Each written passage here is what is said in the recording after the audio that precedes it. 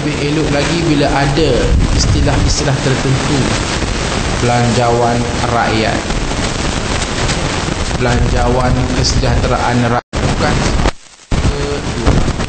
230 bilion distribute sana sini, sana sini, sana. Bagus teramat sangat, ada gagal dibentera. Maka akhirnya jadilah satu perumpamaan. Kitanya ambil satu bekas air, isi air banyak-banyak, alhamdulillah. Tapi buat apalah banyak dapat air? Bukanlah satu spekulasi yang tidak ada asas. Umpamanya isu kapal selam, bukan sikit, 500 juta duit komersial, khas untuk middleman, orang tengah. Orang tengah yang menguruskan pembelian kapal selam di Perancis. Ini bukan gimmick, ini sudah ada black and white, dan telah pun dibawa kes ini ke mahkamah di Perancis. Berapa jumlahnya? 500 juta ringgit. Tuan-tuan dan puan-puan, 500 juta ringgit ni sikit ke? Kalau dapat kepada tuan-tuan dan puan-puan, apa jadi? Saya fikir tak sempat belanja, mati terus. Terkejut. Orang muda panggil apa? Terkejut beruk, orang kata. Tak sempat nak belanja sebab tak pernah dapat pun melihat duit 500 juta. Tiba-tiba hangus begitu saja diberi kepada middleman, orang tengah.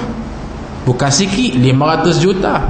Bukan duit peribadi, duit kerajaan. Dia sebut duit kerajaan, duit siapa? Duit kita. Antara lain, itulah yang disebut dalam belanjawan. Ini yang saya katakan tadi. Wah, belanjawannya bagus. Okey, bajet untuk Kementerian Pertahanan, bagian. Oh, rupa-rupa dah reserve 500 juta untuk ni, kepala bapa kamu, 500 juta untuk kepala bapa aku. Ataupun saya ambil contoh yang lain, 500 juta ni takut kita tak sempat nak bilang, banyak sangat. Kita ambil yang boleh bilang. Dan ini juga dinyatakan. Contoh, bila ditanya di parlimen, sejauh manakah wang penyelenggaraan yang digunakan untuk Putrajaya, rumah Putrajaya, Perdana Menteri duduk tu. Saya tak nak pergi yang 45 juta setahun tu, pun juta juga, payah nak bilang. 45 juta setahun sewa. Kan pelik tu. Kita buat rumah, kita sewa. Yang saya nak ambil angka yang kecil saja. Apa dia? Bil air. Bil air Syabas tu. Berapa sebulan? RM10,000 sebulan. Ini orang ke atau pada air yang mandi? Wallahualam lah. Tak betul sebut. Ini yang dikatakan tuan-tuan dan puan-puan, selagi mana korupsi, selagi mana rasuah, selagi mana penyelewengan, selagi mana pembaziran, selagi mana pemborosan, lompong-lompong ini tak ditampung, maka selama itulah dia tidak akan ada penghujungnya. Akhirnya bajet yang diharap boleh memberikan kebaikan kepada rakyat, bajet yang diharapkan boleh menampung kesejahteraan rakyat, bajet yang diharapkan boleh memberikan nafas kepada rakyat untuk sebuah survival yang lebih baik, tak ke mana-mana. Kenapa? Kerana ada penyangak-penyangak di tengah-tengahnya. Inilah dia realiti yang berlaku dalam isu bajet di Malaysia sejak daripada dulu kala sehingga sekarang. Sekian secara langsung daripada Parlimen. Masuk pada tajuk kuliah kita pagi, gelar haji dan hajjah. Dan mungkin ada juga di kalangan kita yang insya-Allah tahun ini akan menunaikan ibadat haji. Ada tak Haji Zul? Ahli jemaah kita yang akan pergi haji? Ada tak sekarang ni? Ada. Ada yang belum bangun. Jadi saya ingin membuat sedikit semakan. saya ingin membuat sedikit semakan. Mudah-mudahan kepada tuan-tuan dan puan-puan yang telah pun pergi haji boleh recall dan ingat balik apa yang saya sebut ini.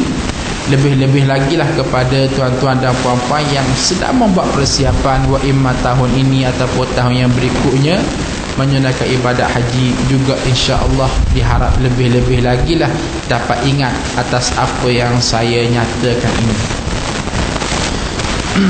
Banyak nak sebut ni, tapi masa terhad begini saja. Kalau kita merujuk kepada satu perbincangan ulama di bawah tajuk hikmatut tasyri' wa falsafah, hikmah kepada penurunan hukum syarak dan falsafah, maka kita akan dapati semua syariat yang diperkenalkan oleh Allah Azza wa Jalla kepada kita untuk laksanakannya memiliki hikmah dan falsafahnya tersendiri, memiliki hikmah, falsafah, tujuan dan matlamatnya yang tersendiri. Tujuan dan matlamat ini kalau saya nak terjemahkan dengan bahasa manajemen hari ini, bahasa yang diperkenalkan oleh Perdana Menteri, macam-macam istilah beliau perkenalkan. Sekejap KPI, sekejap NKRA. Ambil KPI, Key Performance Index, ada targetnya, apa yang kita nak achieve daripada setiap program yang kita anjurkan. Allah Azza wa Jalla lebih awal lagi bercakap tentang KPI di bawah tajuk hikmatut tasyri' wa falsafah. Saya ambil contoh yang paling mudah ya.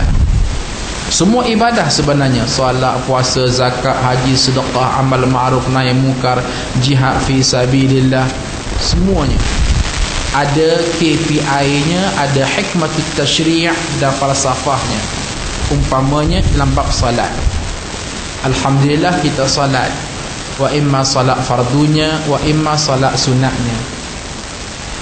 Kalau kita bahas pada sudut kenapa kita salat, apa tujuan kita salat, apa hikmahnya kita salat, apa nawaitunya kita salat, kalau kita tidak menggelusuri secara halus, maka kita sekadar berkata, oh ini alam-alam perintah Allah, maka saya salat, sekadar itu sahaja. Tapi tak, kalau kita merujuk kepada tujuan ataupun KPI salat tadi, Allah Subhanahu wa ta'ala berfirman, wa aqimis salata li dhikri, wa aqimis salata, dan dirikanlah salat, perintah daripada Allah Azza wa Jalla. Kemudian timbulkan soalan, apa tujuan aku syariatkan kepada kamu wahai manusia supaya salat? Apa hikmahnya wahai manusia? Apa KPI yang aku nak di sebalik salat yang kamu dirikan? Allah Azza wa Jalla sendiri menjawab pada ayat berikutnya, wa aqimis salata li dhikri. Tujuan, matlamat, hikmah, falsafah, KPI, NKRA, whatever apa jua bahasa sekalipun, tujuannya ialah li dhikri, supaya kamu ingat kepadaku. Ku itu kembali kepada Allah Subhanahu wa ta'ala, supaya kamu ingat kepada Allah. Apa makna ingat kepada Allah? Ingat kepada hukum Allah, ingat kepada syariat Allah, ingat kepada undang-undang Allah, ingat kepada larang pantang Allah, semakin sayang kepada Allah, semakin cinta kepada Allah, semakin harap kepada Allah, semakin takut kepada Allah. Mediumnya apa? Medium pemberkasaan semua agenda tadi ada pada salat. Kerana itulah Al-Imam Al-Ghazali dalam kitab beliau Ihya Ulumuddin menyebut, satu indikator untuk melihat kita ni betul ataupun salah sikap kita dengan Allah simple saja. Sila rujuk kepada solat. Kalau kita ni alhamdulillah satu sudutnya solat kita bagus, solat fardu kita tunaikan, solat sunat kita tunaikan, tetapi entah macam mana jiwa kita rasa tak sayang pun kepada Allah, tak cinta pun kepada Allah, tak sayang pun pada syariat Allah, tak ada rasa semakin sayang, semakin cinta, semakin lazat sebut Allah, maka itu ada masalah pada solat kita. Boleh jadi solat kita tidak ikhlas, boleh jadi solat kita tidak khusyuk, boleh jadi solat kita tidak sempurna min haitsul fiqhi, dari segi fiqahnya dan sebagainya. Dengan arti kata lain, kalau kita solat tiba-tiba zikri tadi tak membekas dalam hidup kita, maka pada masa itu tidak ada arti dan tidak ada maknanya. Tidak ada arti dan tidak ada maknanya. Sebab orang kata matlamatnya tak berlaku. Saya minum air. Apa tujuan saya minum air yang ada atas meja? Untuk menghilangkan haus. Buat apalah saya minum air bukan segelas, tapi berbotol-botol, tapi hausnya tak hilang. Ini namanya kerja sia-sia. Saya makan nasi untuk apa? Untuk menghilangkan lapar.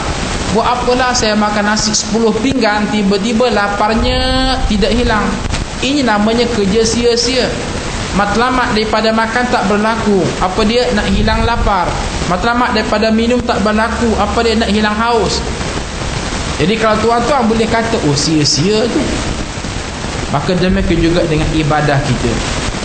Ibadah kita tuan-tuan dan puan-puan, kalau gagal mencapai target yang dikehendaki oleh Allah Azza wa Jalla, maka pada masa itu ibadat kita hanya disebut sah dari segi fiqh, tetapi dia tidak memiliki ruh, tidak memiliki maya dan tidak ada kekuatan.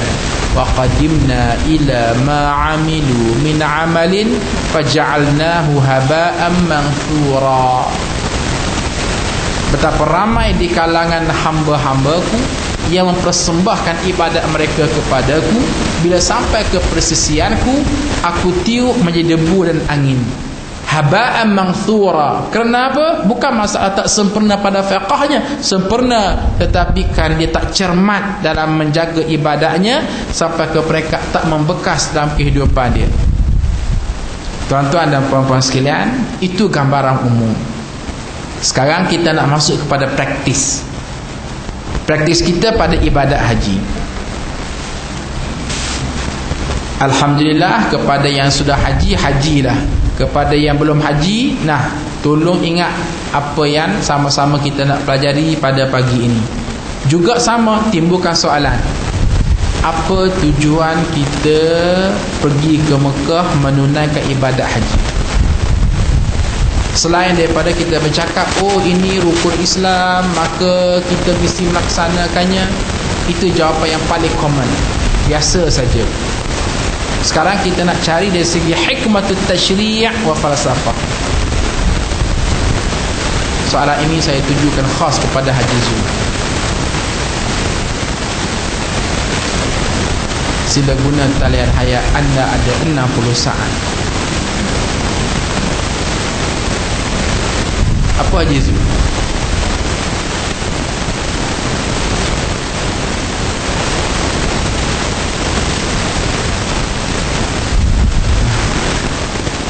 Siapa yang body ya?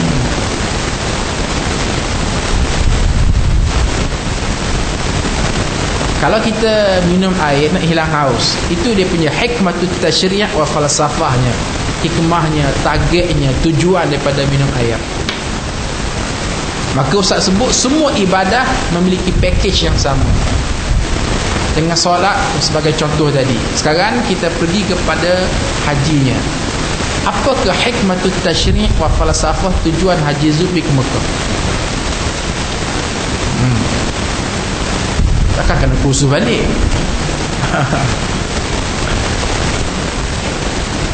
Nah, belakang ibu-ibu hajah-hajah, ya hajah, ataupun siapa nak berbicara, kuliah kita kuliah interaktif, santai saja, jangan heavy. Siapa nak bagi respon ya? Nah, bila tanya soalan tunduk wara'd wa barqa, terubah-ubah daripada sekolah rendah sampai jadi jatuh. Jawapannya, tujuan, hikmah, falsafah, KPI, target yang dikehendaki oleh Allah Subhanahu